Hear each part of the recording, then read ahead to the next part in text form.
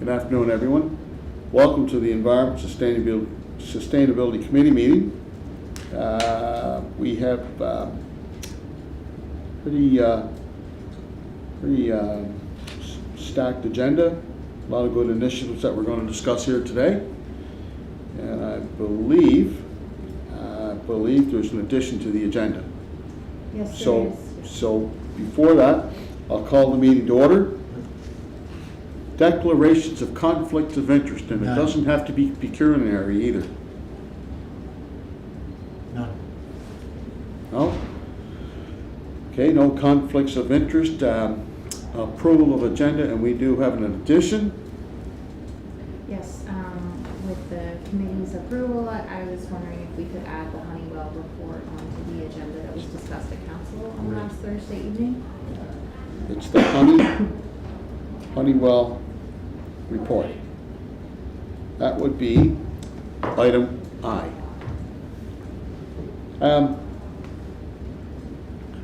Peter, just a clarification question for you. If I wanted to talk about, like, one of the big things we've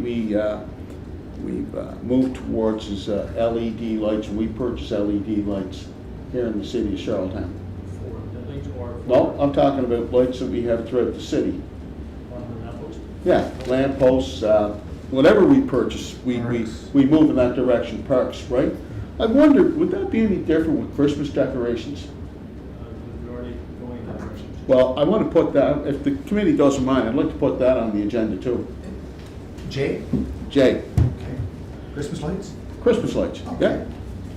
Mr. Chair, it may make sense to do the Honeywell discussion at the same time as, or around the capital budget discussion also, just as it is a component of the capital budget. Yeah.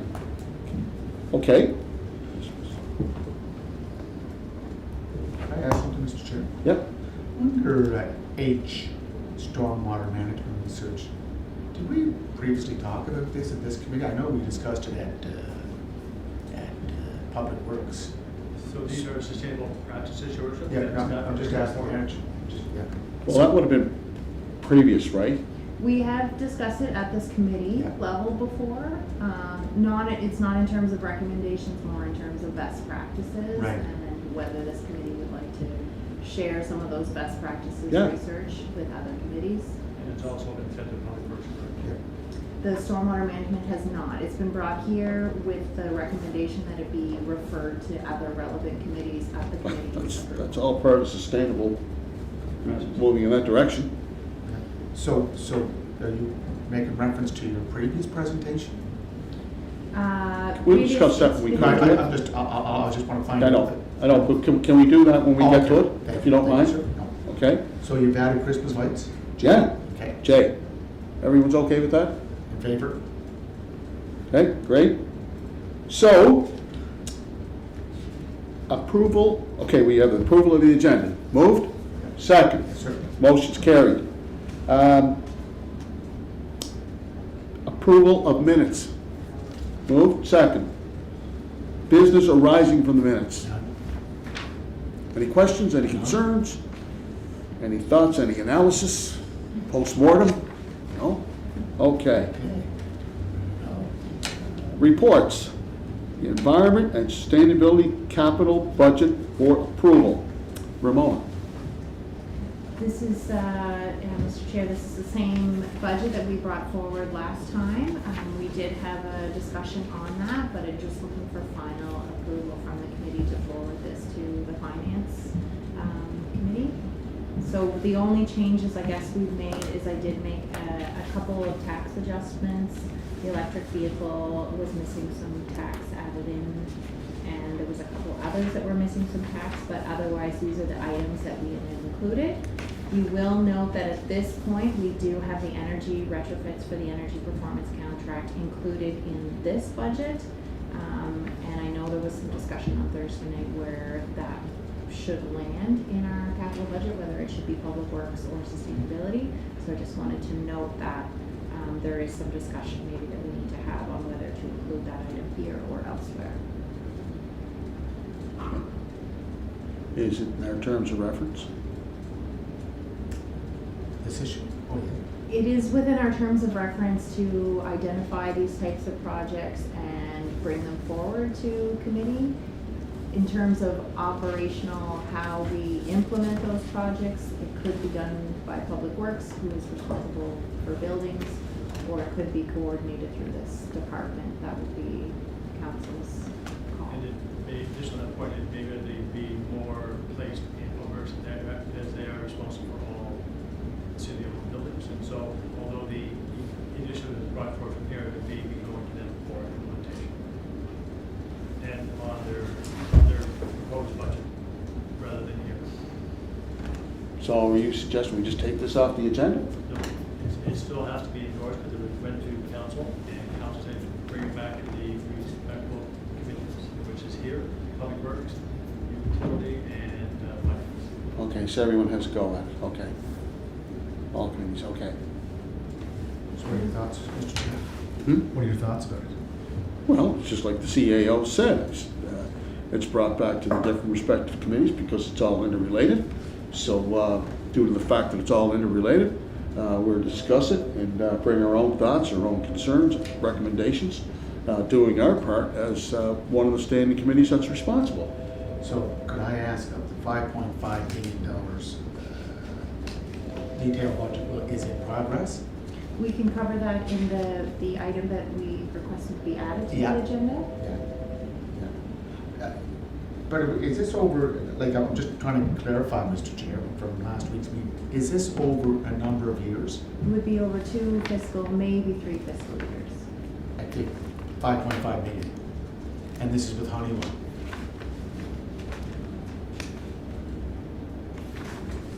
Okay? Julie, would you like to kick in? Process it all right now, thank you, Chair. Okay. It's just, Mr. Chair, we have some big items coming up in the budget for capital projects from the other departments. Again, Honeywell, I thought Honeywell was looking at finding the energy efficiencies, but I didn't know that this other cost was added into it, or was going to be added to it. I think that's why you took it to the council last week before coming to this committee. Yeah, so the investment that the city makes in these upgrades will come back to us in operational savings. And they're guaranteed to ownership. Yeah, it's guaranteed through the Cost Honeywell project. are paid back. If we save more, we get more. If we don't save what they were committed to the savings, then they have to pay that, correct? Yeah. Which is, I mean, at the end of the day, it sounds like we're gonna be paying this amount of money regardless if we upgrade to more. I'm just surprised by the amount of capital request for it. I thought Honeywell was just, they came in with zero, right? For their tender, and then here we are now, a year, not even a year later, looking at a $5.5 million investment to implement what they're recommending, correct? This $0 tender though was to investigate what we needed. Oh, I understand that, Yeah. but I didn't think that we'd be coming to this point where it would be not $1 million, not $2 million, but $5.5 million investment. I didn't know that was the second part to it. And I think we talked that there could be bits and pieces they could do, right? But there was something that was explained the other night. Yeah, But we did have an initially a $10 million project, and we've refined the scope down to the $5 million. But yes, it would be for Eastlink, Bella Lion, and for the city. That would be the cost for if we were to move forward with the project scope. And we can't do it in parts and pieces, we have to do it whole, as a whole approach, a holistic approach. And It would be more efficient to do it as a holistic approach, and then we can pass the project to them. They would do all the tendering, all the project management, all the Honeywell. implementation. So that's what that cost includes also, is that work. is the work that they'll do as part of the tender. Right. Oh, okay. Versus if we break it up into a number of different pieces, we wouldn't be able to deliver it in that timeline.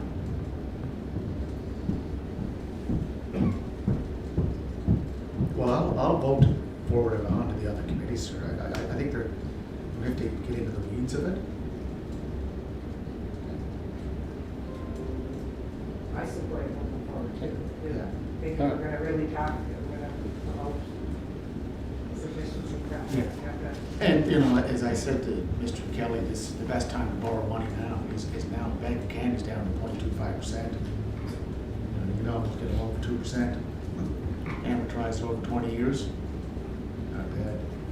The only question I had was brought up to council was the previous years when when we did the energy audits for some of the same buildings, and I just hope we're not going through the same exercise over and over and over again. I'm for this type of evaluation. I just hope that we're not going back to companies and doing the same thing over and over again. That's all. And we have made the request for some of the reporting from the other facilities on their energy upgrades that you made that request on Thursday night. Yeah. But we would be in a monitoring and evaluation phase with Honeywell for 3 years post the implementation of the retrofits. And during that time, it would be semi-annual reporting on the results of the savings, as well as we would do an annual audit of the savings to compare with the savings that they projected, to ensure that we're happy. So there will be quite a bit of monitoring and reporting phase for this project versus some projects that we've participated in. I can, to a certain extent, understand the Civic Center. That's owned by the city, even though we have a private board that administers that facility. But when you look at Cary, Peter, Cary is a separate corporation altogether from the city of Cheryltown. But we still own 85%, Mr. Chairman. 87. Well, yeah, I question that because I'll reiterate what I just said. It's a separate corporation, right? So is the East Lake Board of No, Directors. no, it's not. It comes under the city of Cheryltown. It's a duly incorporated body. No, but it comes under the city of Cheryltown. We own it. It's two different things, okay? The Civic Center and Cary is under two different entities. And Mr. Kelly will be able to clarify that, okay? So, Cary has their own corporation. They're an incorporated board and operation of their own by us and the university. So is East Lake East incorporated Lake was body. incorporated, and we own that. We own that. fully. Fully. No, That's right. we don't own the trade center. No, we own the. Yeah, we own the Civic Center, We own right. the trade. The But- trade is owned by the province. Anyway, just a clarification on the Cary facility, because it does have its own corporation, its own entity. Right. Legal, its own legal entity. We don't own it. That we do, we own 87% of it. No, we have fund $27 million investment. That's prolonged discussion. We fund 85% of it. That's what we do. It's a wholly subsidiary. We own that corporation on that end of the We own the assets. Okay, well, okay. Can you get me that information? Thank you. But could I just ask also, Mr. Chair, if I look at the bypass completion phase 1, that's 760,000. That's what we paid out or will be paying out. That's the carryover of what was included in last year's budget Yeah. that didn't get completed within this year. So that's carryover from this year's budget into next year's budget, is the 760,000. Plus the 1.7 million. Yes. So it's 2. And both of those ones, that's the total cost. That is not reflective of the funding. Right. Um, Okay. But Mr. Chair, just, do I add those two up that make 2.5 million that we'll have? Yes, you do. And then you would split that in half for the city's contribution. That's a good deal, Mr. Chair. What's that? That's a good deal. So the 1.7 is for the bypassed pathway? It would be for, the 1.7 would be for the next phase of the project. That's for 2021. Yes. That's not 2020. No. I know that a meeting did take place with Stephen Myers. You and Councilor Bernard went down and tried to tap into other federal programs. COVID-19 resiliency. Yeah, and that wasn't in the cards, from what I understand. So I think at that time, when you come back to council, you would look at options for 21 Right. as opposed to 2020. If I understand that 21, correctly, yeah. right? Yeah. So in terms of in terms of, excuse me, active for transportation projects, is this the only one that this committee? It's the only one in this committee's budget. Right. The other projects, Public Works has a number of projects that they've included in theirs that have also, they've applied for funding through the PEI Active Transportation Fund. And Parks and Rec, I think, has 2 smaller projects that they've applied also through the Could we, PEI AT Fund. thanks, Ramona. Could we get a list of those? The last thing I want to do is, get the council and then the die's already casted. Some of the projects that we might want to encourage are not going to come to fruition. And as you know, we're going to have a meeting in the new year, early new year, I hope, with the engineer from Coles Associates to look at the underground tunnel in University Avenue. So that might be something we might want to embark upon too. So I want to bring that to everyone's attention. I mean, we got a great opportunity there if all systems are go, where the province would finance 80% of that project, which is a remarkable, it's a remarkable opportunity for the city.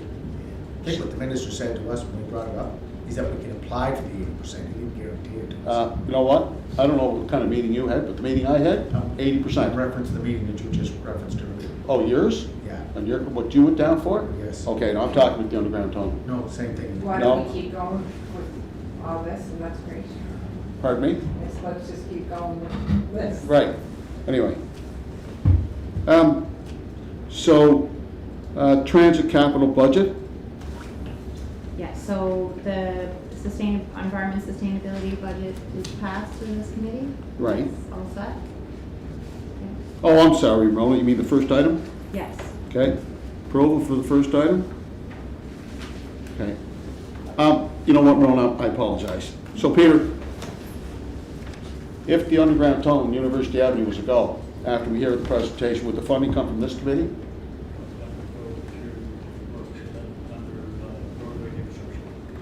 Are you sure it's not part of Act for Transportation? It's just going underneath, is it by Emmett and Drive? In that area? I would have to see the final. Okay, let's get a clarification on that, Peter, because I don't want to play cat and mouse with that project anymore. Starting the new year, when we hear a presentation, we'll have a better insight. But it's still going to be councils. Yeah, oh yeah, but still, I want to put, What's the presentation going to tell us?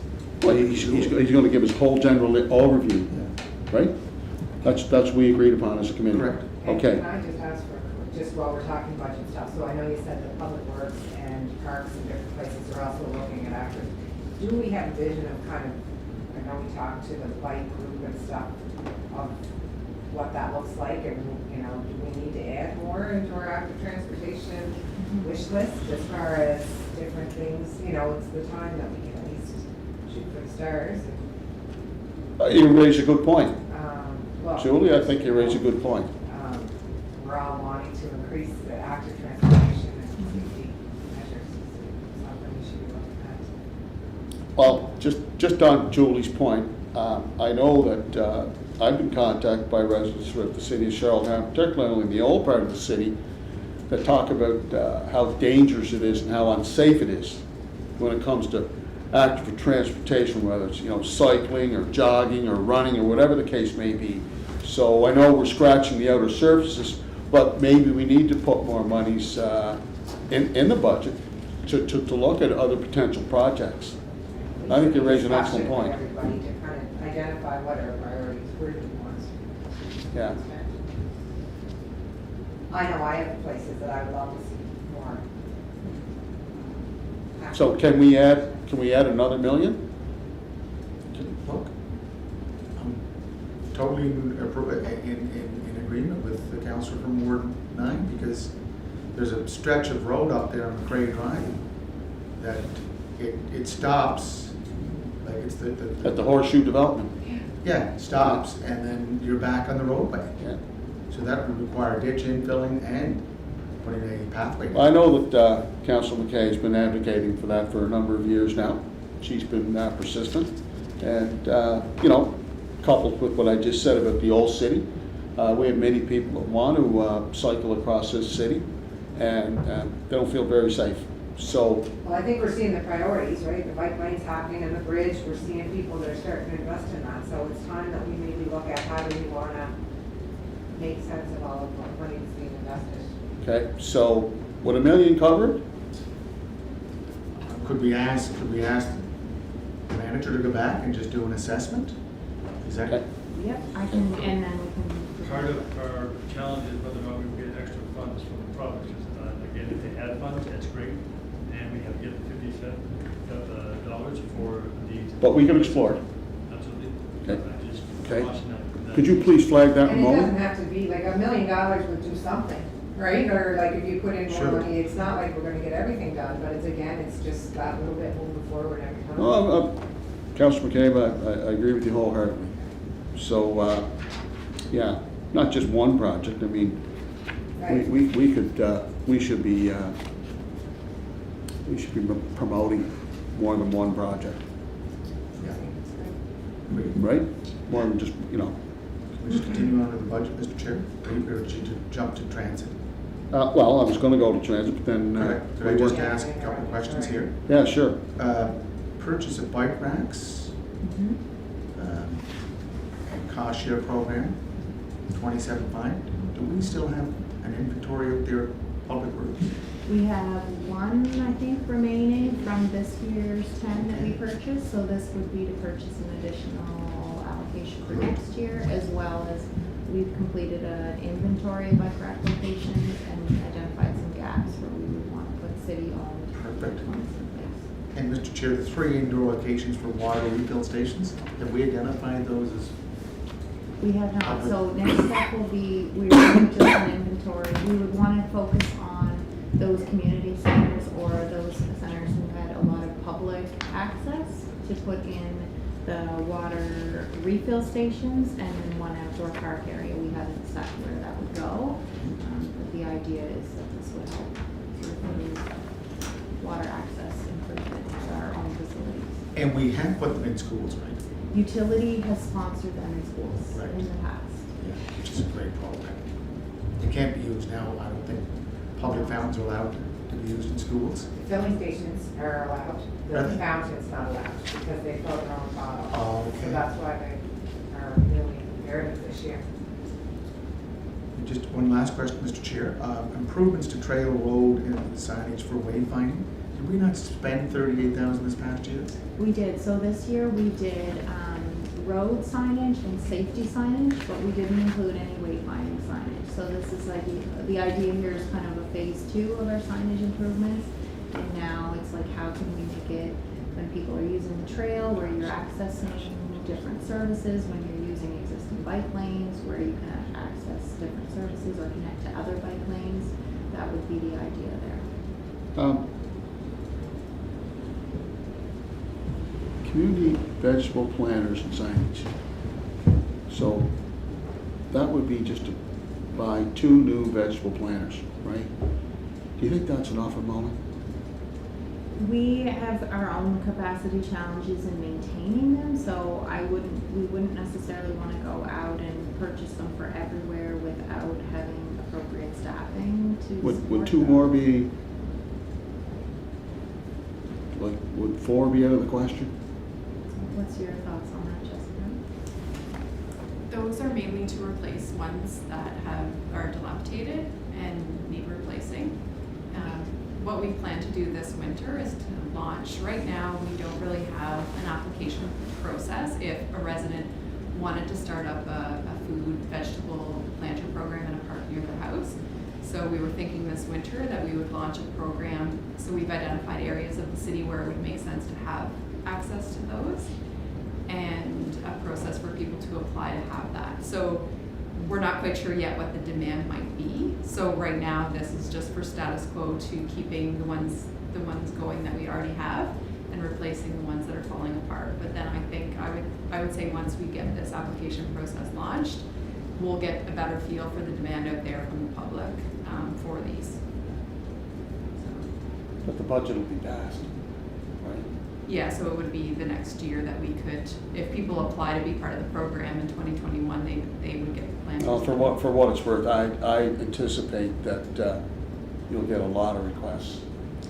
And I mean, when you say a lot, well, you'll get several. You'll get several. People are Yeah. interested, right? They're interested. So if all this is doing is replacing the dilapidated ones, Mhm, it's then- not expanding the program. then you know what, we're not really, yeah, I'd like to be a little more progressive in that regard. So, Ramona, would it be possible and realistic to add, because these two are just replacing the dilapidated ones, would it not be advantageous to put in for 4 new ones?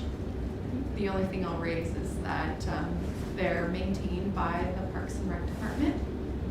Environment Sustainability coordinates the program and works with the public and picks the sites and channels the applications. But the actual, once they're put in the park, they're maintained by Parks and Rec. So we might want to just confirm with Parks and Rec that they support us. Could you please do that? Yeah. Where are the 2 existing ones? What? Where are the existing? We have them in Frank Macaulay Park, Joe Giz Park, Victoria Park, That's more than 2. Bar. How many do you have altogether? There's like maybe 19 or 19? 22. Is that right? Oh, yeah. Well, 2 up in Oliver, 2 or 3 in Oliver. You got Desperate Crescent, Yeah. the community Victoria gardens Park. down there, there's some there. Yeah, so they're about like Yeah. hip height off the ground, Oh, yeah. raised planters for food growing. Yeah, it's a Good. really neat program. So, could you please clarify that, consult with Parks and Rec, and if the committee's okay, I think we need to add at least 4 to be progressive, because Right. once you start that public engagement, I can tell you that you're gonna get, the requests are gonna come in, no doubt about it. Probably right. The other thing I wanted to bring up, Ramona, is the electric vehicle, 71,000. Jeez. Does it cost that much? That would be for not a small Volt, but more, I think we were looking at sort of an intermediate size. A bigger vehicle for sure. So potential, with 2021 coming, there are a lot more new models coming in. Potential of electric trucks are also there. So we're gonna put an RFP out, and the best bid. We won't end up using all of it, but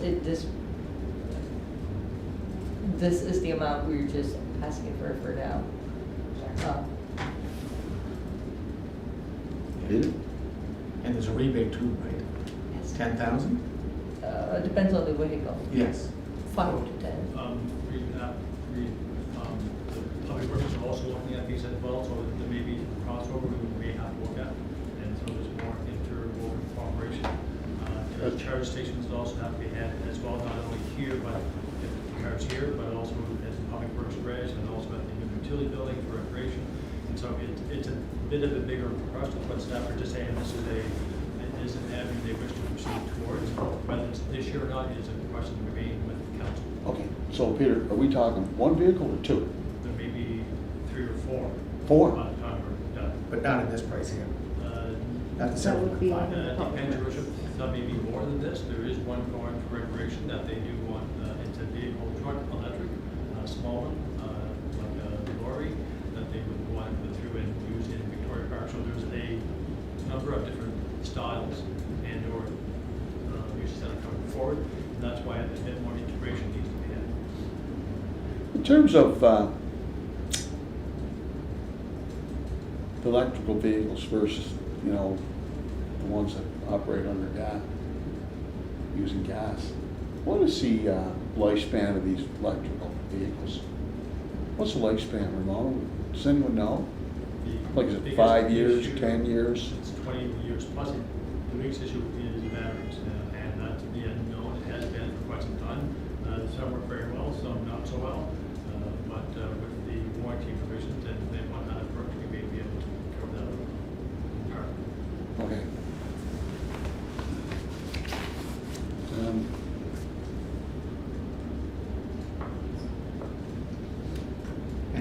Mr. Chair, on the energy performance contract, is there any way that we can tap into climate change funding or something that could assist that? Or is that? Basically, we selected the projects that were the most cost efficient, so the expectation now of any of these funding programs is that you're really going hard on it. If you're taking an existing building like the East Link and going to net zero, something like that is extremely costly, but they will provide funding for it, whereas this project is not going to get that level of efficiency, but it is a cost-effective project. Ramona, on the Barber Pond fish ladder, 75,000, is that Andrews Pond? It's a part of Andrews Pond, Yeah. yeah, it's an So, okay, we spent 50,000 to do the dredging. Yeah, but that was separate from this, that wasn't. Yeah, I know, I understand that, I'm just, I'm talking, I'm looking at the costs, okay? And this is on the other side of the Ames Pond, so this is in the recent acquisition of the Barber Pond donation. Barber property. On Julie's side. Yeah. And that's a carryover item too, they weren't able to complete it in time.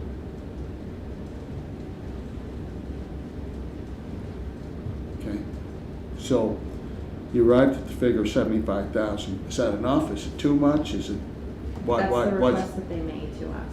pardon? That's the request that the group made to us. Initially it was 60, and then the committee approved and increased to 75,000 based on the pricing. that they We're were talking the group, we're talking the watershed group, John Andrews? Yeah, same. And Darren Riggs? Yes. Biddy. And this kind of follows up, and it's great to see so much money being invested into the ponds and the dredging and I know it's probably more planning kind of area, but we need to really be looking at that regulation all around protection once we're investing this money into these pond areas, so that, dredging and constant having to go back and do things to keep the green life and stuff active in there. Well, you bring up a good question. I'm glad you brought that up. Peter, maybe you can help me. We had to spend an additional $50,000 to do the dredging. The province was doing the work, correct? On the road. They're gonna share it. What? They're gonna share the work, yeah. They put it down there. No, that's not what I'm saying. No, but the work that's to be done, that's all provincial, correct? Yeah, I understand that. So it was the work that the province was doing that caused the water to, no? So, yes, two parts. It is the work that has caused it to go down, but the silt that's there has been built up over the years. And so the council's begun to have a silt mitigation strategy to not to restrict the flow of silt going into water bodies, whether it be in salt water or freshwater bodies. Over the years, if you don't control that, have the development, and that is their responsibility, then it will continue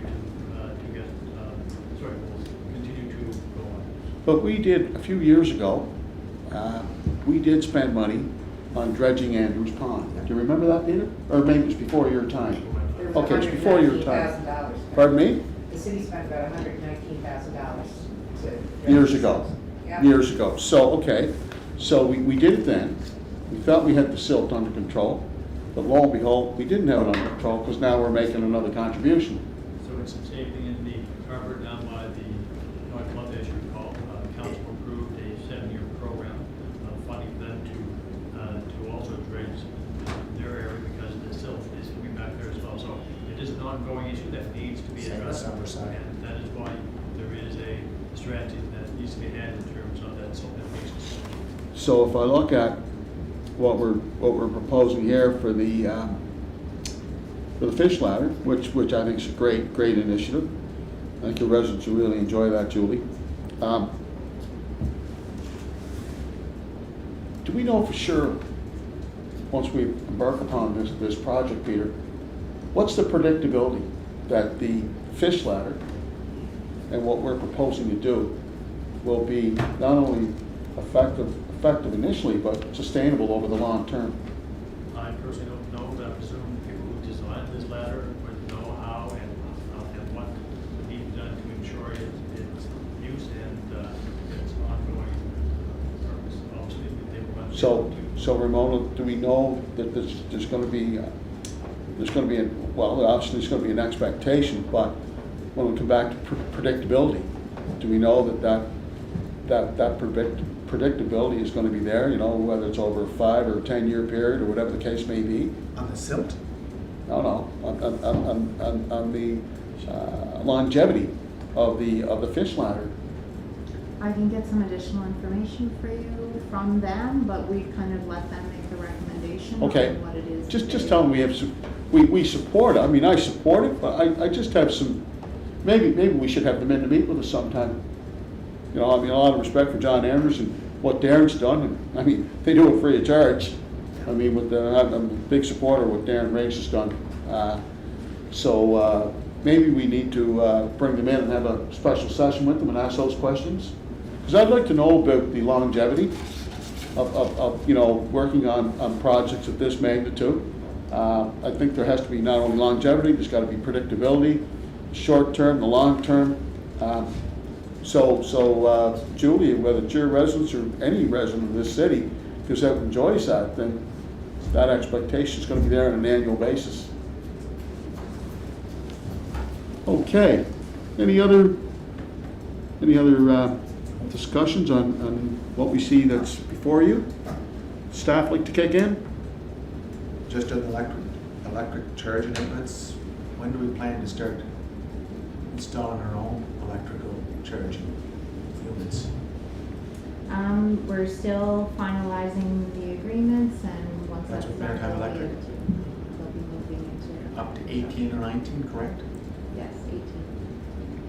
Who's responsible, Ramona? I thought you handled it quite well. When Councilor McLeod asked the question the other night. You know, he was going on about it, and then when you start to talk Public Works, I'm thinking she's right, because all of this was driven through Public Works, the installation, I believe the wattage. Somebody correct me if I'm wrong. So I was concerned was why was he driving the questions to this committee when he was a member of Public Works previously, and not all that, Peter, tell me if I'm wrong, was all initiated through Public Works. The discussion in regards to the charges happened between Public Works and Maritime, and then sustainability has been involved with some of those discussions. Right. But they're driving the bus, right? Maritime is trying to do a provincial program. Okay. All right. Julie, any more questions? No. All right. Good, sir. Thank you. Thank you, Ramona. Okay, so now we'll go to transit. Just a point of order, Mr. Chair, to remove a motion Right. to accept the budget. Yeah, with all the discussions that we had, there's going to be clarifications, possible additions to the budget, Julie, for other active for transportation projects. So it's a work in progress. Just to be clear, this is going to finance, but they have to start to document and to prepare the capital budget to discussion. If I heard you correctly, you wish to add $1 million additional. Yeah, to start with, yeah. Is that correct? Might be more. We'll know as we. Plus what's already here. Sorry. Plus what's already on the list, you want to add. That's right. And then And for- 4 planters based on. Four approval by planters? her. Yeah, that's what So I we meant. should have a motion to that effect to move it towards finance. Well, Second. Motion carried. Any questions from staff? Everyone okay? All right. All right, transit capital budget for approval. Ramona? So this is the same budget we brought forward last meeting. There's the carryover for the final purchase of the last 3 of the 6 units that we purchased. There's the transit fleet electrification project. It's in there for its full amount, but I should note that year 1 of the project would be 3.4 million, and of that, the city share is only 700,000.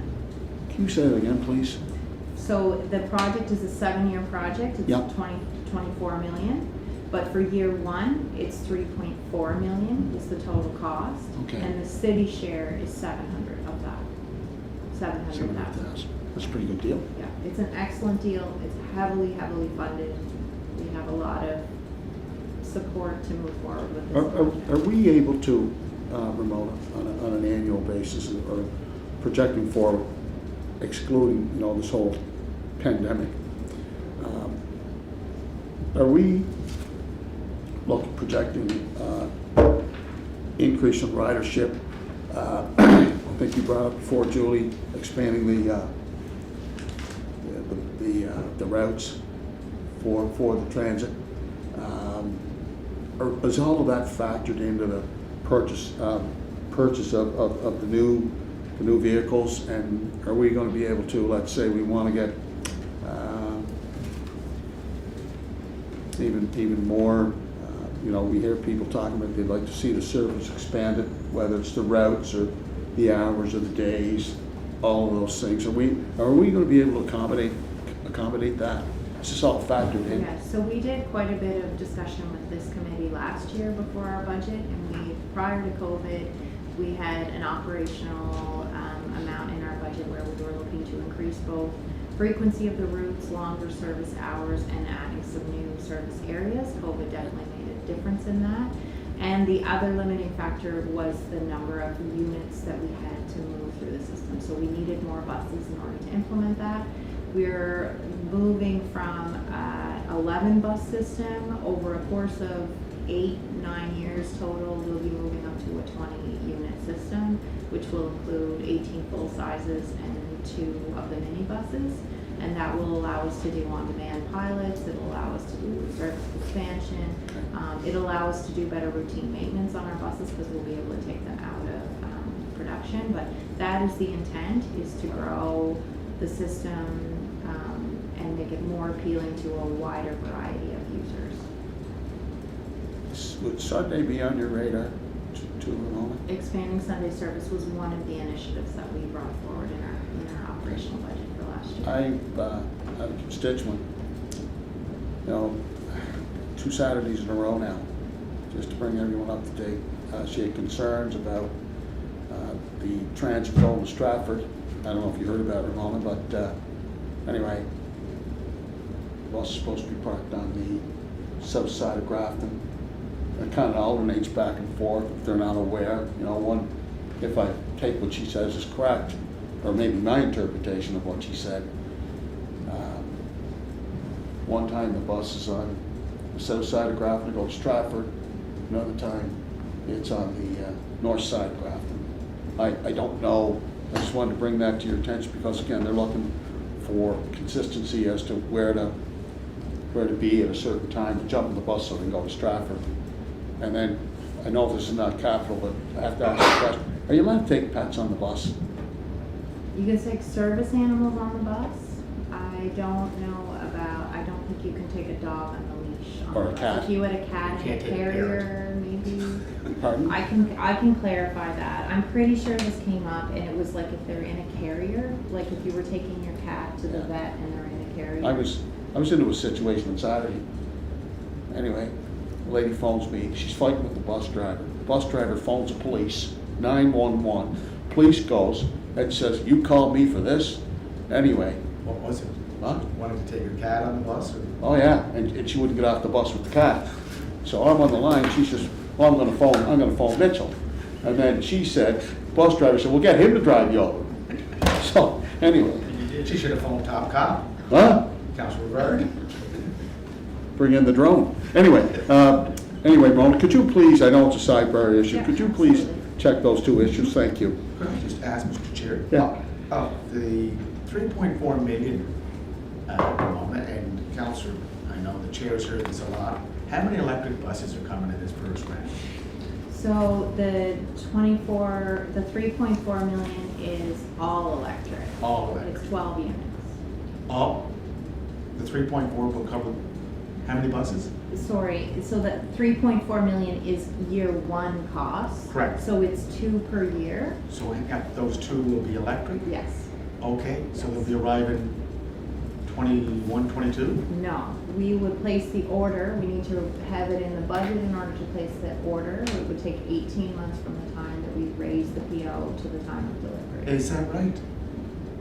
Where I've been told that Lyon in Saint Jerome, Quebec is doing like what Henry Ford did back when he created the assembly line. They're pushing them right out. But we're not going with Lyon, we're going with Flyer.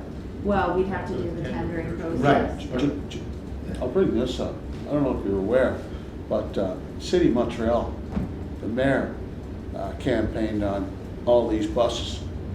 And I don't know how many buses they purchased these buses, and they can't use them, I guess because of the pandemic, I believe. And they're going to park them about 2 or 3 years. They don't even have a parking lot. They don't even have a grassed area. and they're just gonna sit there for 2 and 3 years. So you might wanna check that at Montreal. Do you know what, Ramon, we might get the deal of the century. Who knows? I mean, it's become quite an issue in the city of Montreal, and I mean, I'm talking a whole fleet, maybe 300 buses, and they're just gonna park them, and like I said, they got no parking lot, they got nothing. So you might get the deal of the century, Peter. Send Mr. Kelly up. Huh? Send Mr. Kelly up. As part of our year one, or prior to the buses coming, we also have to make sure we have a building to accommodate and to charge these units as well. So that'll be an additional amount, although coming from the funding, we need to prepare for that. And These happy houses. that location on Mount Everett Road, Peter, you know, it might be time to look, might be time to work with the contractor to find another location, because if we're gonna be adding more vehicles, I mean, it might be, could be overgrown. We're working Everybody on has- that, and we'll bring something back to committee once we Okay. have On new facility. some options available. Yeah, we might have to relocate. If we build that new garage there at McAleer Drive, we'll have 40,000 square feet in the existing building. Is that where the tender just went to, just the financial part of it? Didn't include the, That's for storage and also for the expanded mechanic Mechanic. operating portion. So we are wanting to make sure we use our operation. well, Deb's talked about the cigar room. Anyway, okay. Okay, any questions, any further questions on transit? Excuse me, and as you know, at one of the meetings I talked about working with the taxi industry, so Ramon and I are going to meet with them in the new year. Our taxi industry, in my mind, historically, traditionally, conventionally, has played an indispensable role when it comes to transportation in this city, and I think they should be in the same program. And we need to reach out to them because I know that they were hurt by the virus and the pandemic. It hurt their ridership as well. So we're very grateful to have have that service in our city. And you know, Mr. Chair, Councilor McCabe attended one of the first meetings we had about providing more accessible taxis. So Councilor McLeod has taken over that file, and he'll be meeting with Pat the Elephant. Oh, that aspect. On that On aspect. that aspect, yeah, that's fine, but I'm talking about it from a global perspective. That's what I'm talking about. We need the motion, Mr. Chair, to focus on. Move. Yep. Second. Motion carried. Any questions? Any concerns? Staff okay? Sold. All right. Okay, moving ahead. C, project update for bypass highway multi-use path, phase 1. Ramona? So these updates did go out to the committee via email, and I did get approval from Councilor Rivard and the mayor on these items, but just for transparency, we did want to ensure that they were part of the public record. So initially, we awarded the engineering and design and engineering to CBCL in the amount of $69,000 plus applicable taxes. We did have a few additions to that project scope. So we had to do some land surveying to identify some property boundaries that we didn't have the information for. We also added some scope changes to their work, so that made an additional cost to them as well. And then they supported us through the tendering process for the construction RFP, as well as did construction on-site management with Coastal. So there have been additional costs added to that project for the design, construction, engineering phase. We are still within our project budget. All these costs are eligible with the 50% funding from the PEI AT fund. But I did want to make that clear to the committee that we have had these additional costs. For the construction season next year, we'll ask for a fixed cost from CBCL on that so that we'll know going in what our costs will be on that. Okay, just a couple of questions, Ramona. Question one, CBCL, the work that they're doing, is that never ending that they automatically get that work? Does that have to go to tender? So they were awarded the design and engineering work for all 3 phases of the project. Okay. On-site construction like project management, I guess you could tender that, but because they're the designers and the engineers working on the project, it would be extremely difficult to work Okay, with someone no, else. I just wanted to ask a question. But yes, as this is above that 25,000, we thought it was really important to bring it to the council and make sure that they're aware that we had some. Second question that I have is, oh, Peter, you know this, all of us, but the actual venue for the actual transportation, the venue itself, is that being constructed on city land or is that on provincial land? It's both on city right of way and on provincial right of way. It's on both? Yeah, some pieces are city right of way and some pieces are provincial.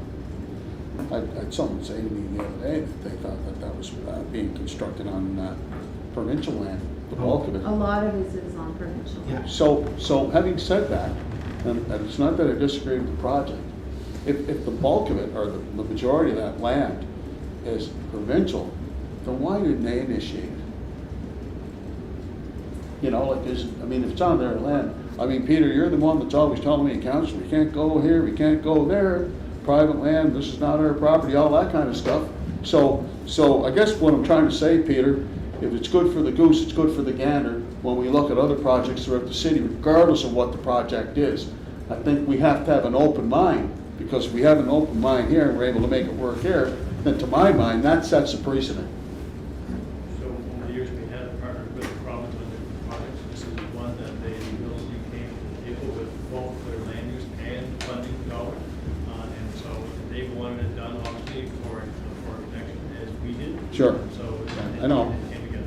But what I'm trying to say, Peter, is that there is flexibility, regardless whether it's province, private, whatever the case may be. We just can't say, no, that's 2 inches over the line, you can't do it.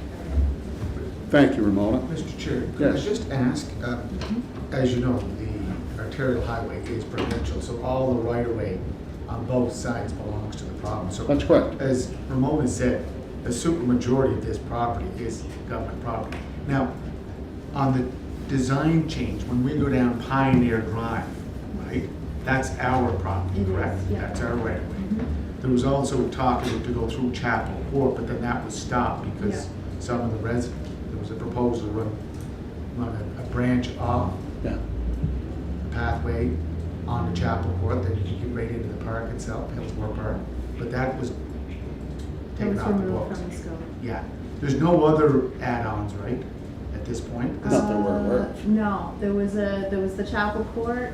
And- The Pioneer one was always part of the original, and Chapel Court was always part of the original. So the change with Chapel Court was to remove it from the scope, not to add it. So when we originally discussed it, we were talking about adding on, taking the pathway into Chapel? It was on the construction tender Okay, documents. I didn't know that. And that's going into the neighborhood. Yes, it's a It would have cul-de-sac. gone into Patterson, onto Patterson to where the community center was. Chapel Court is a cul-de-sac that it goes right Yeah, on the I know. Patterson. And we have an Exactly easement where it right is. down the back of it. Okay? So that's off the table. Yeah, and so could I ask that you get 9,400, 6,000, 5,900 plus the 31,000, a total of 46,000. But did you also, are we still getting the credit for not installing? So we're not Yes. going with the lighting anymore, because the lighting will be lighting from the poles, correct? Yes, this is just changes to the expenses on the design and engineering Right. side. We'll also have an update for you in January on the changes to the project, like the construction side. We've removed a couple of things. We found some innovative ways to do the lighting. Yeah. So we will have some savings on that project.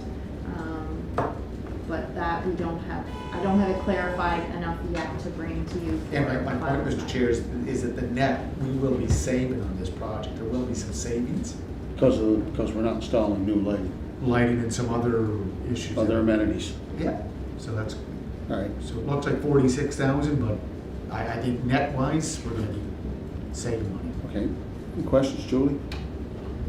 Okay. So it has been requested that this also be reviewed by the finance Yep. committee. So I'll if move the it. committee supports, then we would move that to them. Yep. Okay. Thank you. Our next item is D, amendments to the tree protection bylaw. Jessica? Sure. couple of situations came up with our bylaw that required us to add some clarification to it. And the two areas are, so the bylaw says that the purpose of the bylaw is to protect city-owned trees on city property. But it doesn't specify what happens if the tree is on a property line. So part of it's on city property, but then the other part of the tree Oh, yeah, I falls looked- on that's private a- property. Good, glad you brought that up. So we clarified, and this was all done with support with our lawyer, so in the bylaw now, we're stating that if 50% of the tree at the property line or greater is on city property, then it would be considered a city tree and city managed. And vice versa, if 50% or greater is on private property, then it would be considered a private tree. So that- 50%? If half of the tree falls on private property, it's a private tree. And if half or greater falls on city land, it would be a city tree. Where the tree falls. Yeah, on the property line. Peter, you know, and I appreciate you bringing that up, but I want to bring into focus the reality. If we have a big tree, right, some of these trees are monsters. They're huge. And if a big tree, Peter, fell on a, you know, it's 50% or it could be 75, 25, whatever the case may be, especially when we get into, you know, you're into hurricane season, it could be any type of a storm, and residents are overwhelmed with trees that come down. And like I said, these trees are monsters, Peter. And if you take, for example, a senior citizen, she could be 75, she could be 81 years old, she lives in her home. She hasn't got the wherewithal, okay? She does not have the wherewithal to be able to, you know, A, remove the tree, 2, probably couldn't afford it, C, wouldn't know where to start. And I know we have a tree bylaw, and it's good, we need a tree bylaw, but Peter, there's gotta be some flexibility, because we get into situations where, whether a tree or a tree limb or whatever the case may be, comes down on private property. And I think we have, I believe, this is me speaking, I believe we have a responsibility to help our residents out. These are an unusual set of circumstances. You know, it's not an everyday phenomenon. These are unusual set of circumstances, and I get into these situations all the time. And I try to get you know, support and help, whether it be through Public Works or whatever the case may be. And you know, it's right on the line. You know, whether it's 25, 50, 75, whatever the case may be, and we walk away. It's not our responsibility. Yet the roots, if you looked at the roots, I bet you a good bulk of those roots are under the city's right of way. And in fact, even I would say interfering with water and sewer services and their infrastructure. So appreciate what you're saying, Jessica, and you gotta have guidelines, you got boundaries and a bylaw. But there also has to be, Peter, that common sense has to prevail as well. And I get into this issue. I represent an older community, and these issues come up all the time. Whether it's Waltham Drive, Eden Street, Upper Prince Street, it's all over the place. So council, we do step in and help during major events, Hurricane One or Duran or whatever else. We do take things away. We don't normally go onto private property due to liability. So we try to make sure that we serve, but we don't overserve in terms of the cost of taxpayers' funds. Believe me, I'm not talking about over-serving. I'm talking about when you're in a situation where you just had a storm, you had a major storm, right? And the residents are overwhelmed. I mean, some of them are just, at any time a storm comes up and they hear about a storm, they start to panic. There's anxiety. They don't know if that tree's going to come down and destroy their house. And when a big limb comes down or a tree comes down, the province has a program where they go on to private property in the rural areas or smaller communities. And I think we should parallel that. We should mirror the same service. Again, during an unusual set of circumstances when it comes to these major storms. We can send that back for review, Mr. Chair, but right now it's not part of this current. Right.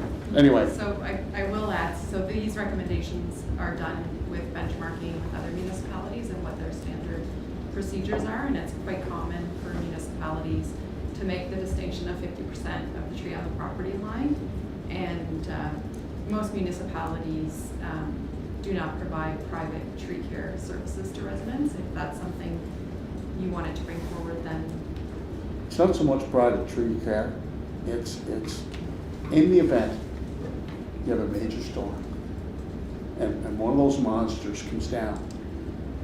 Like, we just can't walk away and say, well, I'm sorry, the big tree come down, even though part of it was on city right away. And believe me, this happens. It was down on private property, and then you say to a senior, no, Don Glenn, we get into a situation up there in Longworth Avenue, Lockthorne. Nope, nothing to do with it. Well, yeah, well, we do have something to do with it. I mean, we should be there to help out. Again, after these storms happen, Peter? Yeah, that's not part of our process now, Councillor, if council wants to look at that, we can go back and have that discussion, but in the past, it's clear, we take care of our trees and the public take care of their trees. yeah, it kind of speaks to the second part of the bylaw amendment on here for today, which is clarifying when the city does conduct tree maintenance on private property. And that specifically is when the tree is jeopardizing the public on public lands. We've had a few situations where residents have reached out to us asking for us to intervene where the tree is, say, in a neighbor's backyard. It has nothing to do with city sidewalk, street, right-of-way, park, and it's just something in backyards between neighbors. And one neighbor wants the tree taken down because they feel it's going to fall on their house. So that, and again, this is fairly normal among municipalities. That's a civil matter between those residents to sort out. So the bylaw now is adding clarity to that. So the only way the city would get involved in tree maintenance on private property is if there's a risk Danger? to the public or public property. Yeah, like after a storm. A After a storm would hurricane. be, yeah, Right? Which we do. But not in their backyard. not in their backyard. We did that in Hurricane 1. Remember all the trees that we, Yeah, but this last storm, geez, Hurricane Dora? we Chris and I got our chainsaw and went and did a lot of seniors. yeah, but you had the wherewithal, Julie. No, but we did there, that's what, Oh, when okay. they called, Yeah. we weren't as a But you went city. above and beyond. Well, that's okay, a lot of community members that we work with. Well, I know, we would help. but by the same token, we've got an older, older constituency, and they don't have a chainsaw, and they don't have equipment, and they don't have wherewithal, and I still think we have an obligation to help our residents. Peter? And we hear you, Mr. Chair, but the council has said, it is as it is, unless we give it another direction, obviously, we need to have that direction. Okay, and I think, Peter, the benchmark to my mind is the province. The province goes on after a storm, goes on private property and helps out. I brought this up in Public Works, Peter. Back a number, anyway, I brought this up, so I got an older constituency and I want to help them out. Thank you. Anything else, Jessica? Those were the two updates to the Could I just ask Jessica, Mr. Chair? So Jessica, the issue on Palmer's Lane, you and I discussed it, or the issue on Newman Crescent, this doesn't change what we're doing, right? No. No, it keeps the course, stays the No. course. Yeah. Because in that situation, we do have, it's on their property, and you cut down one, you have to cut them all down, correct? That's what you If and I the tree's just- on private property, it's that property owner's responsibility to But maintain it. but what you and I discussed is, if we cut that tree down, a neighbor up the street would say, yeah, my tree is now failing, I want mine cut down. Well, and this This is is the where we challenge, need- right? If you were to assist one resident, Yeah. you have to be able to assist all Has to be residents. fair and that equitable, want. right across the board. How do you choose one? You don't, you person do them all. A motion- It's called constituency representation. Right? Anyway, We need a motion to. I will move to send this to council. Second. Good job, Jessica. okay. Our next TD Green Spaces Grant. Jessica. Me again. Thank Yeah. you, Mr. Chair. This is a funding opportunity available through TD and the Arbor Day Foundation, and it's the same funding that we secured for the Frank McCauley Park project. So a proposal went in for a project in Councillor McCabe's ward in Robin Hood Park. and this is in collaboration with the PEI Association for Newcomers. So the project would have an art component and a tree planting component. This stemmed from some of the Ward 9 residents expressing concerns with highway noise and just There's a barrier. there's a berm, but there's not a lot of tree cover in that park. It's a pretty, There's a wire fence right onto the highway. yeah, there's a chain link fence, but there's a playground with no shade and not a lot of tree cover in the park. So what we propose to TD is funding in the amount of $13,000 TD grants, and that would go towards adding tree cover in the park and putting a mural in the park done in collaboration with newcomers. So we'd work with the PI Association for Newcomers and an artist who would work every month with the Newcomers Association and pull their ideas relating to art and their culture to inspire a mural piece in Robin Hood Park. And so the mural project would happen in the new year into the summer, and then the tree planting part would happen in the fall of next year, if we get the funding. So this is just to advise you of an application we submitted for funding. Moved. Oh, I think it's excellent, and I Of love course that you you're do. collaborative. Well, of course I do. Of course I've you been asking do. for 2 years for this, but over and above that, what I really like is the collaboration with the newcomers and trying to incorporate all the different cultures and stuff into our communities. We So- definitely can be doing that. So, Ramon, I mentioned this to you previously. If I wanted to pursue a project that would be different than what's taking place in Julie's ward, older neighborhood, where at one time both sides of the street were lined up with these beautiful trees, and wanted to take the initiative and to plant new trees up and down that street, get the residents involved, do something truly unique. Would you have to tap into a program like this? Not necessarily. So, Mr. Chair, Ramona did bring that forward, Yeah. your request for us to look at tree cover in your ward, which we do already anyway. Yeah. So we are already starting to look at streets in your ward to look at more tree cover. But So I'm talking about doing a major, like, I'm not just talking spotting one here and one over there. I'm talking about, you know, doing something truly incredible, making a real statement. Yeah, so. And we're gonna take one of these older neighborhoods, and we're gonna do both sides of the street. We're gonna do it consistently from one end to the next. Yeah, so we did start looking into that, and one of the challenges, so I think we'll have to make it part of a larger discussion on how we address that the issue. So with a lot of those streets, the houses are very close to the road, and there's a very little right of way there. So Sorry?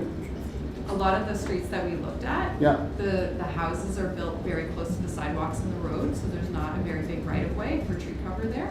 Yeah. So this again might be for further discussion, but what we might propose is some way of doing a backyard tree planting program where we support tree cover in areas other than in front of the house, because a lot of the streets you're speaking of, there's not a lot of space for tree cover. But but if you go back historically, those trees were there.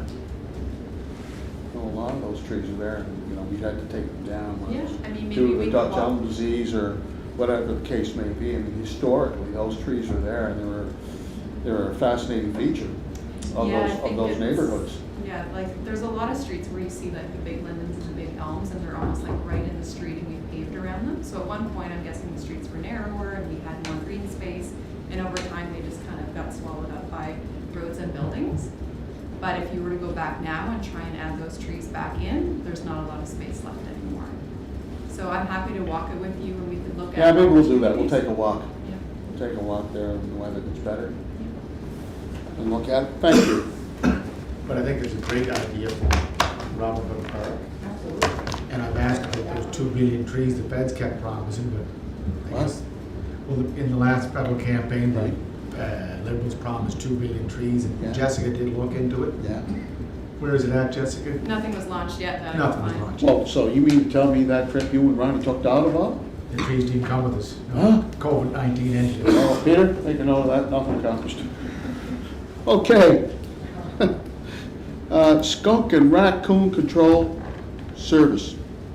Ramona? So the skunk and raccoon management does fall under this committee. Yep. So I'm not sure how familiar with that process, but essentially it's a service that we provide to residents if they have a skunk or raccoon on their property. There is a caveat in the RFP that says if you're allowing the animal to den on your project, so if you have an unsecured site under your deck, under your building, we're technically not supposed to provide that service to you. Unfortunately, that's not really what's happening in practice, which is we're providing that service anytime people have a skunk or raccoon issue. So we asked Simon Wilmot, he's our urban forest tech assistant. He's a graduate of the wildlife conservation program at Holland College, to take a little deeper dive into our population changes over time on the skunk and raccoons in the city, as well as do a bit of a jurisdictional scan in terms of what others offer. We are kind of out on our own in that we offering this service. It's not typically a service that the city would provide to its residents. We might provide information on our website on where you can find a private contractor. We might provide information on how you could secure a site on your property if you did have animals denning under your property, or if there was a situation with a sick or a rabid animal, then often that support will come in. But typically, skunk and raccoon management, if you have an animal on your property, would be a private expense. So we are recommending a few changes to our service. So at this point, we'd be looking, we're recommending that we change it to be for raccoons only. Raccoons tend to cause more property damage than skunks do, as well as we feel there'd be less impact on population change if we remove the service for skunks.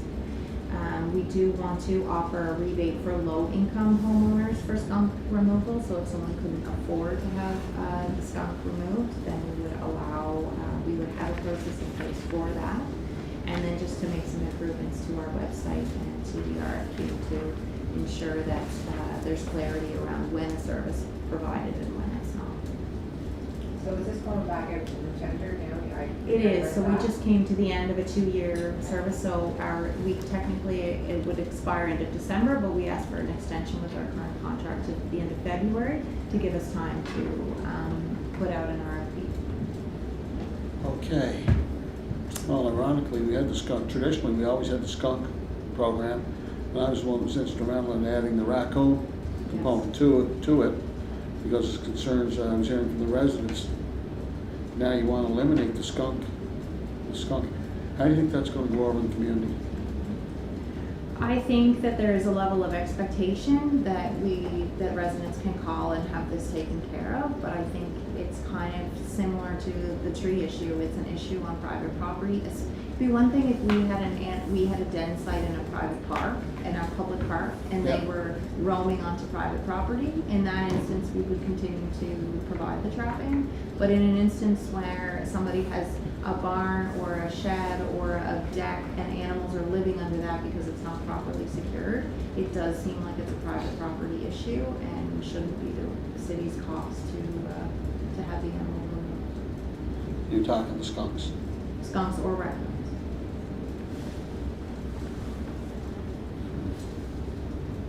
What's the tender, Mr. Chair? What did it cost per year?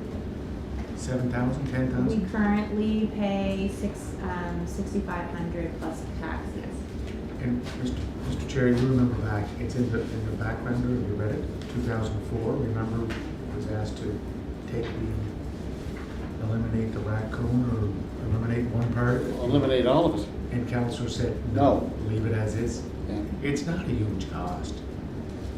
Now, I will note, we probably won't get this pricing again because what we are saying in the tender and what we're doing in practice are two different things. So we may, if we tender and basically make it the same, but be clear in that our expectation is they trap in any instance, then we could see that price double. I'm not saying that's a huge cost to the city, but I do want to make sure that council's aware that we would likely see an increase in The other pricing. thing is, Ramona, is, you talk about an expectations when calls come in on a Friday, and then, or, let's say the animal's trapped on a Friday, and they don't pick up the animal on Friday. Am I wrong in that? I'm not sure how quickly they can get out to the site. It would depend when the call would come Supposed to leave in. the animal there, I think, till over the weekend. Yeah, they're not gonna leave the animal in a trap, so it's more based on when they drop off the trap is more based on how quickly they can come and pick it up. And I think if it is trapped during the weekend, it's up to the homeowner. Yeah, but I'm talking on Friday. No, I know, weekend, Friday, Saturday, Is Sunday. Is Friday considered part of the weekend or a weekday? If I had to spend, for instance, Friday, Saturday. Peter? Is Friday a weekday or a weekend? Okay. Weekday. So if we provide the service and the animal's trapped on a Friday, isn't the onus on the provider to go pick it up? True, but they also can't leave the animal inside the cage for a specified time. I know in Wisconsin it's less than 24 hours, and they also have to use those. Yeah. I know that if we, Ramona, to be honest with you, if we try to eliminate the skunk part of it, I know we'll get pushback from other members of council. Like I said, back in 2004, when they tried to eliminate the program, George Trainer was the counselor. That's right. Yeah, remember that. And, you know, poor George, jeez. Anyway, it didn't go over well. But we reinstated it, that's what happened. It was Oh, reinstated. well, it never got eliminated. There was too much pushback. So what should we do then, Mr. Chair? Well, What do well, Ramona talks about the cost, and we won't know when we go to tender, right, Ramona? So what would you anticipate? I think our cost will double if we actually ask for what we're expecting. Okay, so you're looking at 12,000. Even then, it's not a huge cost. Do we get calls on foxes? I don't get calls on foxes. I think we've seen some pretty big drops in our. Huge, all over the capital. I don't know what happened with the foxes. I think there was like mange. A what? A mange hit here hard. I would want to get more information before. Yeah. A lot of people didn't like them. A lot of people loved the foxes. A lot of people fed the foxes. They're supposed to be cautious. I know, they were We don't have any calls. not supposed to feed the crows, Peter, and they feed the crows. Yes, it's in the It is, I report. know. Yeah, it's, Huh? let me find the page for Julie. I can. I had a woman yell at me because of the crows. It's on- it starts on Oh, page feed the 5. crows, I want Yeah. to feed the crows. You're not supposed to be patient either. Yeah. It's So what are we gonna do, folks? We're gonna keep the program, we're gonna keep part of the program. What are we gonna do? Julie? Philip? I'm going with you, Mr. Chair. No, Philip, no. You never went with me in your life, so, no. I concur with the chair. Do you? I concur. Good, then the third rank's going back to Signage, huh? No, it's gone. Yeah, no, I know, Philip, I know. When we We're on go defense. tender, we can add it as an add-on for pricing purposes to see what it comes in at, but it is, but own it, and then we have an addendum or a piece with it, and the skunk piece that they want to just compare what the price might be, that's an option. So we can explore, is what you're saying. Yes. Well, let's try that. Let's do that, Because there is folks. quite a discrepancy, it's almost like a cycle when they're more populated based on this little chart, right? So. Yeah. Because I know that, yeah. Anyway, let's try that and then we'll explore it. I concur. Do you? Yeah. You know, concur with the third ice pad before it's all said and done, Peter. How much longer do you have? You know what he's gonna say to you, Peter? He's gonna lock me off someday? Probably 20 Abort. minutes, so. Abort. Chair. I have to leave at 1:45. I'm doing a kettlebell at Sobeys, so I Oh. just wanna let you know. At that. Sobeys? Yeah, I get to sit in Did you get a Sobeys. gift card too? Anyway. Okay, thank you, Julie. All right, sustainable procurement. Trina? Yes. Just to be sure, we should get a direction to approve the approach in terms of this contract. Oh, I'm sorry. With the option of. Moved. I'm just going to defer. I thought we were Second. going to defer until we get the tenders. We're going to go ahead and do it as an option. Moved. Second. Motion carried. Right? I concur with you. Yeah, third ice pad, second, yeah. Okay. Sustainable procurement, and, sorry, Katrina? That's okay, thank you, Mr. Chair. So this report is to introduce you guys to some new work that we're exploring around sustainable procurement. So I'll give you just a little bit of background information and then get to what it is that we are proposing. Sustainable procurement embeds sustainability criteria into the selection of goods and services alongside the considerations of price, quality, service, and other technical specifications that we would normally look at. So in doing so, it considers environmental, ethical, and social pillars of the purchases that we make. Implementing these types of policies and procedures are a powerful way in which an organization can reduce things like greenhouse gas emissions and waste, and also ensure that the dollars that are spent promote fair labor standards, equitable economic development, and community building. So although it considers all of those things, it doesn't disregard economic sustainability, and in fact, often purchases that take social and environmental considerations into account can actually come in at a similar price tag when you look at the entire life cycle of the purchase. Many municipalities across Canada have affirmed a commitment to sustainable procurement, and they're implementing various tools to reduce the impact of the purchases they're making. So for example, Halifax Regional Municipality has done some work recently around living wage requirements for contractors to the city, and the City of Saskatoon has done a really interesting project called a Triple Bottom Line Initiative, in which they're aiming to take sustainability-related considerations into account with every decision made by the municipality. So sustainable procurement represents a gap in our current sustainability initiatives, and they are an important component of meeting our current sustainability goals. So it's referenced within the community energy plan, as well as within the ICSP, and gets into additional goals that have surfaced since those documents have been created as well, such as waste reduction and promoting a fair and equitable community. Over 30 Canadian organizations in the public sector, including Halifax and Fredericton, are currently working together through what's called the Canadian Collaboration for Sustainable Procurement. So this group is essentially a network working together to further the goals of sustainable procurement. And it gives access to peer exchange webinars, facilitated working groups, consulting services, an online repository of established tools, procedures, and training modules.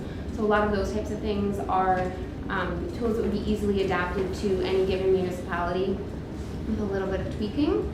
And they're quite valuable, and extensively, a lot of work has gone into creating them. And then they also provide benchmarking services and recognition through their annual report. So our recommendation is that the City of Cheryltown joins the CCSP. We've consulted with finance on this matter and are working with the purchasing officer who is on board with the project. The cost of a year-long membership would be $2,000 and would come from the existing sustainability operating budget for 2020-2021. Thank you, Katrina. I Jody? move that we support their initiative. Second? Motion carried. Excellent work. Excellent. Okay, storm water management research. Alistair. Thank you, Mr. Chair. So since I start here, I've been looking into stormwater management and the best practices, and mostly green infrastructure or low impact designs. So there has been some debate about how Cheryltown has been dealing with stormwater, and it is an issue, as it is in all cities, of how you manage stormwater. And as I've learned that the ditch infilling currently is paused, and we've also taken some projects like in Frank McConnell Park with the swale there, as well as we've supported Owens Creek to put in a rain garden at one of the schools in town.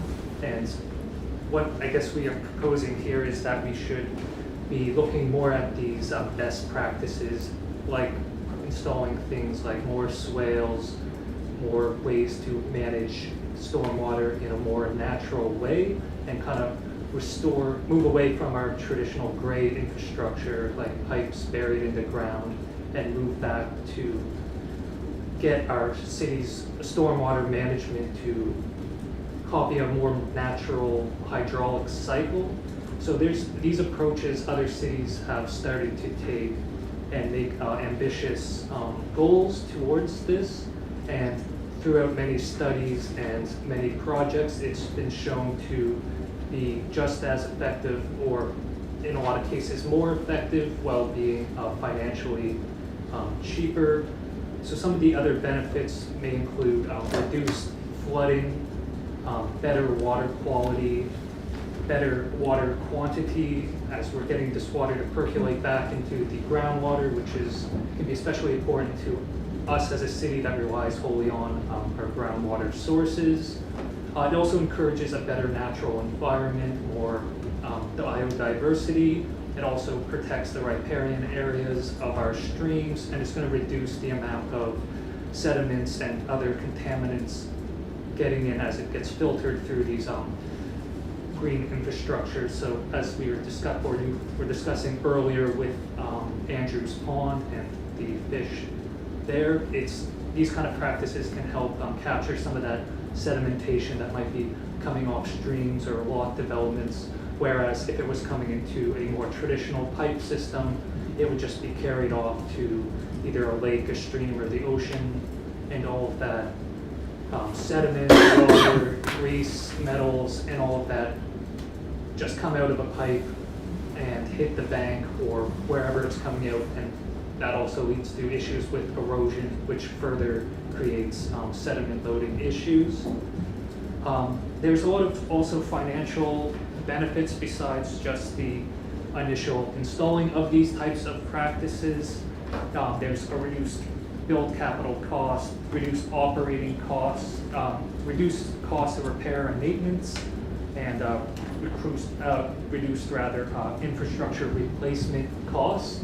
So when you have something like a pipe buried in the ground or a sewer system, it eventually is going to come to an end of life stage where it has to be repaired or completely replaced, which is, I'm sure, as you know, very expensive to do projects like that, but it becomes necessary when we are relying on those types of infrastructure. Whereas if we have something that manages like a swale or bioretention with lots of vegetation, it will require a bit more maintenance on, they say, year to year, but the investments you put in year to year are going to be a lot less when you think of when you have to replace the entire system of a gray infrastructure. Sure, the replacement managing costs might be a bit lower sometimes, but when you do have to make that big investment, the green kind of infrastructure does win out over that period of time.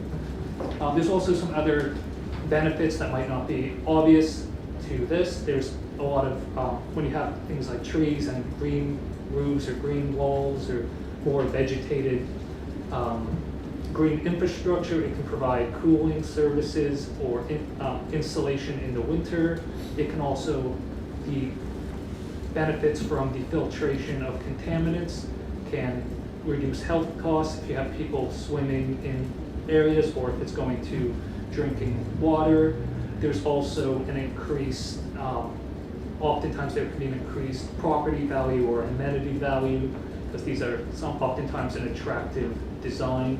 And you can see projects in other parts of the world where they have done even more ambitious projects like daylighting rivers, and it's very much revitalized the entire area. The one example would be in the downtown of Dartmouth. They recently started daylighting projects there.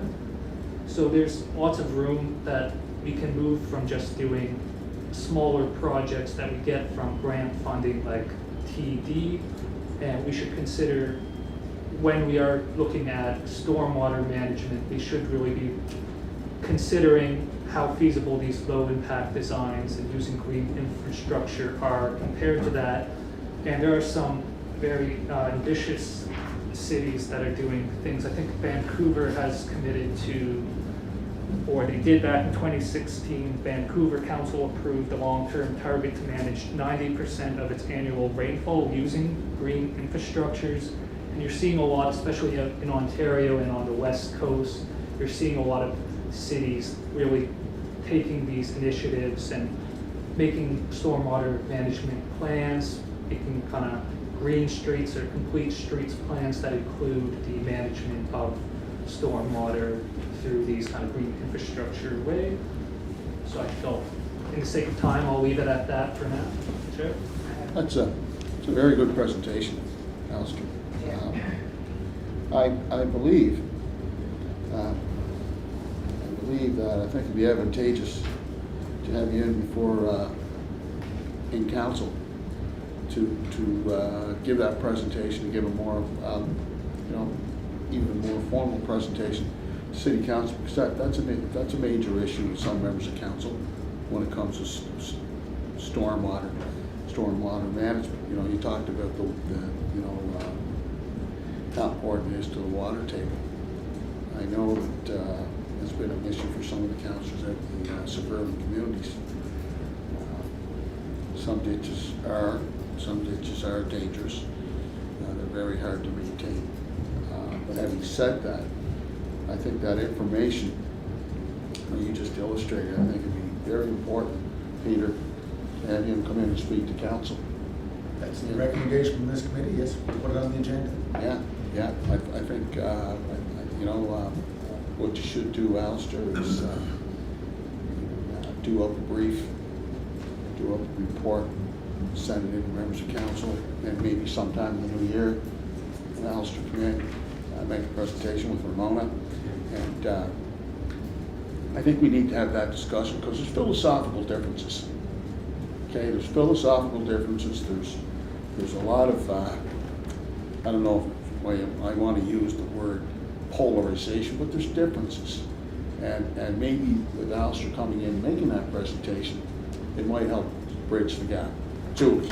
Good, and it's funny because I've been talking at both sides of my mouth, if I didn't say that. I heard what you said today, talking about self-deduction and everything else is important for sure. A couple things I would want to make sure we do, if this is something that's pushed through, is make sure that not only does council get educated, but our community gets educated, because we do have a lot of people who have been promised for years that these ditches were going to be infilled, amalgamation happened, and maybe when people understand the justifications or reasoning, if that's what is the decision of council to stop, then that it's understandable, right? I mean, for the unsafe ditches, I'm hearing that you can go in and do swales and things maybe to bring up the ditch so it's not so unsafe, but different, more natural ways to improve rather than putting a pipe in the ground. So I'm certainly not against listening to more. I am concerned, and my question went back to Public Works before around these active transportation trails that we're trying to promote, because every time I'm looking, I don't care if a ditch gets infilled, but I do care if we have a whole lot of roadways for these active transportation trails. And everywhere I see an active transportation trail, there's ditches infilled, because that's why I've been told we can't continue with the trail because the ditches have to be filled and it's expensive and yada yada. So, is there other creative ways then that we can install these active transportation trails without filling in ditches? Because for me, it's not as much the cosmetic prettiness of a ditch infill, it's more how are we going to put these other infrastructures in place so that people have a safe way to walk. So I don't know if we could do some more digging to see if there's ways around that, consult with Public Works, but for me it was more about having those infrastructures put in place. We can certainly look into that. I appreciate that. And Mr. Chair, can I just ask, can we get your previous time report? I think, was that back?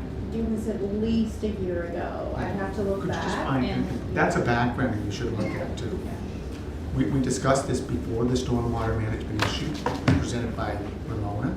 And I think I understand where Alistair's coming from, because it does go hand in hand with managing our watershed areas. Because these outflows that he's talking about existed before we started ditch infill. Like, for example, the Naval Keys outflow down at the end of Signage Street is a stormwater exit or outflow for a lot of our catch basins around the city, and we know what's going in the harbor because of what goes down these drains. But Councillor Tweedy said something that's been going on for right when this started, back when the first ditch infilling that we did as a city was Kenwood Circuit. That's the first time we did it. That was back in 2003. Ever since, I'd say approximately $20 million has been spent on ditch infill. And mostly it's between the old city that doesn't have to worry about it because we don't have that as an issue. But if you go out into the amalgamated areas, East Royal, Winslow, West Royal, Parkdale, Hillsborough Park. Hillsborough Park's done, right? These areas, right, we're screaming for it. right? And previous councils, and Councillor Twill, you and I sat on council when we started approving the budgets, 2004, 2005, 2006, 2 million, 3 million, and it continued. Now this year, everything's on hold. But before we went on hold, we managed to fill ditch infill 1.6 kilometers from Thorndale Avenue, down over Mulpeck Road, right to the overpass. And that was because it was a ditch. And the ditch, a little doggy could have get down there, someone could have, a child could have fell in that ditch, could understand that. So there will be areas that the city will have to do ditch infill. There's no doubt. That's why I look at targeted infilling, ditch infilling, because some of these ditch infilling projects was all part of making sure that all communities in the city were on the same, had the same services. Okay, that was preached for years from different councillors and mayors. So, great report, as Councillor Twill said. You got a report here that we could forward on to committee the whole, special meeting of council. But these ideas of rain gardens and infiltration bulges, pervious paving. These are all great ideas, and I think it's all contributing, or it'll be part of it. Not just about ditch infilling, but how we manage our stormwater on our city streets, for sure, or our city parks and city public areas. So fully supportive, Mr. Chair, so we're advance it to the... Thanks to committee of the whole. Like I said, we'll have Ramona and Alistair come in, make a presentation. I think it's timely as we move into capital projects. I think we need to have that discussion. Alistair, be aware though, when you walk in, there's going to be philosophical differences. So I don't want you, to be blindsided. Sometimes the feelings are very strong on it. So I just wanted to bring that to your attention. So good presentation, good work. Thanks, Alex. Thank So, you. Mr. Chair, this is asked to be referred to Public Works for their input as well. Yes. That eventually, of course, now that we've been getting going to council, but it should with Public Works prior to council. Yeah, to go to public works. That's fine. That's fine. Okay. Again, good work. Keep up the good work. The Honeywell report. Did we ever deal with that? So that was what It's we already dealt with. presented on Thursday night. Okay. I'm just looking for clarification from this committee, whether this committee endorses that project to move forward. Yeah. Right? That's what we're looking for. I want to move forward. Okay. I want to get your input As from... part of the capital budget discussion. Yeah, that's where I want to... Okay. Julie, you okay with that? Okay. Ramona? So Public Works will review, and then it'll go to finance, and then the idea would be, it would go to As council. part of the capital budget discussion. But I think she wants it done before capital budget.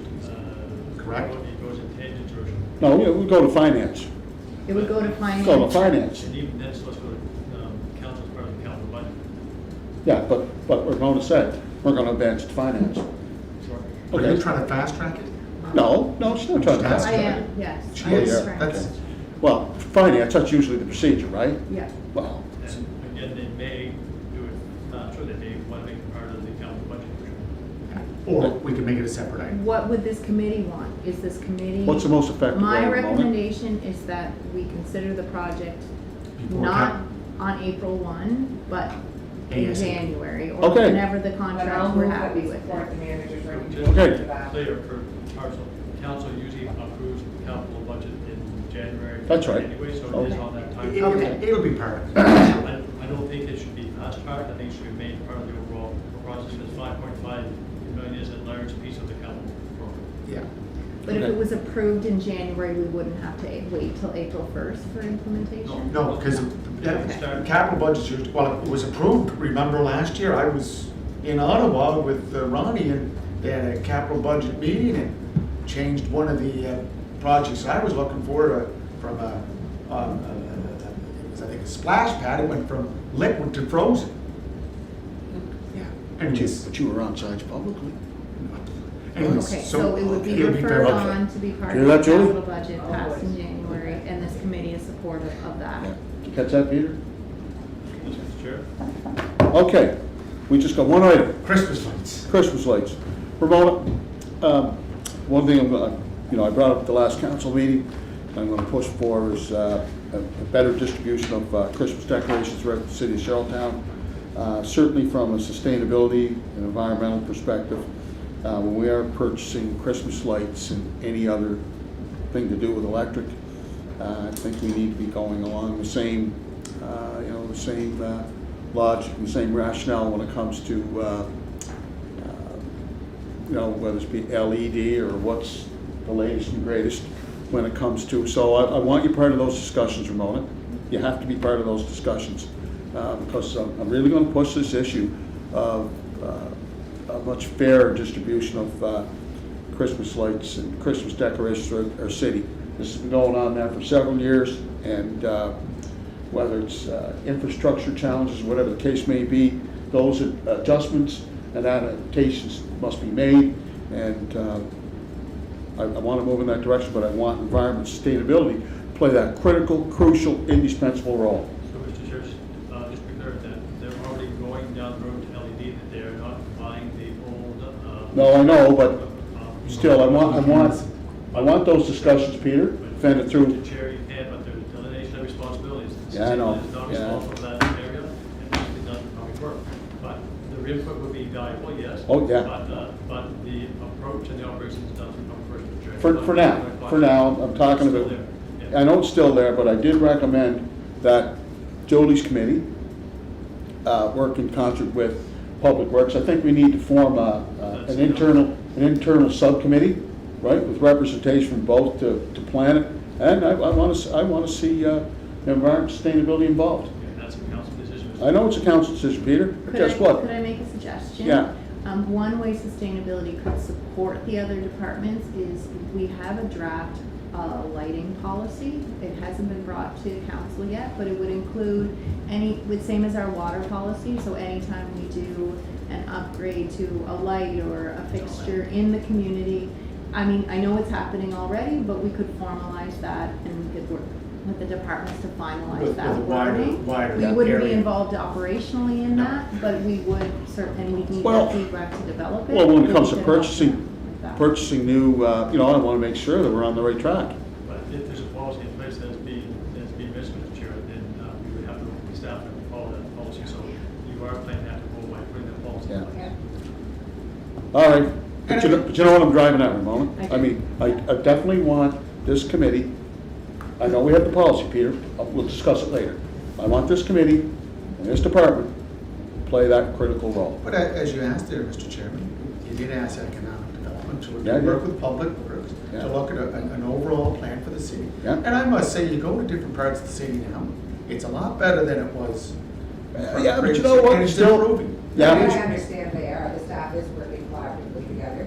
But And I think now we're just wanting to make sure we put on the spin of sustainable lighting. Well, not only that, and an equal level playing field. And just to be clear, council has not given that direction. There has been discussion, but council has not changed the terms of reference of any committee, so it stays with public. It's Works. coming, Peter, it's coming. And we, again, the process is needs to go in place. I understand that, Peter, but guess what? If I don't start now, then it won't happen. Then we have that same old stale status quo. And we're not gonna do it. 2021 Christmas. That's right. Never mind that stale status quo. Let's make the necessary changes. Any other?